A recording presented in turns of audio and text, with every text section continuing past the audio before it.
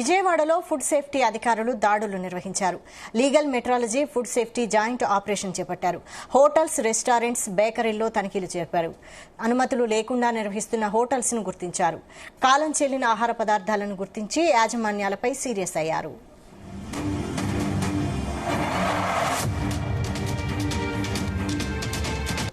Legal metrology టీంలు 40 టీంలు కూడా ప్రముఖ రెస్టారెంట్లు, ప్రముఖ మండీ పాయింట్లు, మెయిన్ కంప్లైంట్స్ అన్ని మండీ పాయింట్స్, బిర్యానీ పాయింట్స్ ఉన్నాయి. అవి కవర్ చేస్తా ఉన్నారు. బిర్యానీ తర్వాత ఈ ఏదైతే బేకరీ ప్రొడక్ట్స్ కార్ఖానాలు ఉన్నాయో, బేకరీ కార్ఖానాలు, స్వీట్ షాప్ కార్ఖానాలు తనిఖీ చేయడం జరుగుతుంది. ఎక్కడైతే వైలేషన్స్ ఉన్నాయో ఖచ్చితంగా వాళ్ళందరూ చర్యలు తీసుకుంటాం. మీకు కూడా తెలియజేయడం జరుగుతుంది. దాంట్లో పెట్టిన ఫుడ్ ప్రొడక్ట్ ఈ కంటామినేషన్ లేకుండా పెట్టాల్సిన ఫ్రిడ్జ్ మొత్తం కంటామినేట్ అయ్యి ఉంది.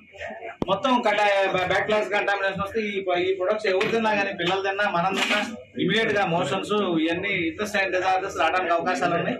వీళ్ళందరి మీద కఠిన చర్యలు తీసుకుంటాం. వీళ్ళందరూ నోటీస్ ఇష్టం జరుగుతుంది. పైపెచ్చు ఇంకోటి ఏంటంటే వీళ్ళకి లైసెన్స్ లేదు.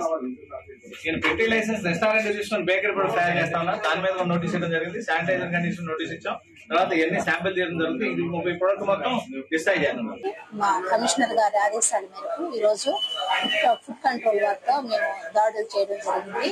మరి ఈ దాడుల్లో మా శాఖకు సంబంధించి ఏదైనా కాటాలకి ముద్ర లేనప్పుడు, మరి ప్యాకింగ్ ఐటమ్స్ ఏమైనా ఉన్నప్పటికీ దాని మీద తయారీదారు అడ్రస్, డేట్ ఆఫ్ ప్యాకింగ్, మరి ఎంఆర్పి, కస్టమర్ కేర్ నంబర్ ఇలాంటివి ఏమైనా డిక్లరేషన్స్ లేనప్పుడు మేము వాటిని కనిపెట్టి మరి కేసు నమోదు చేయడం జరుగుతుంది.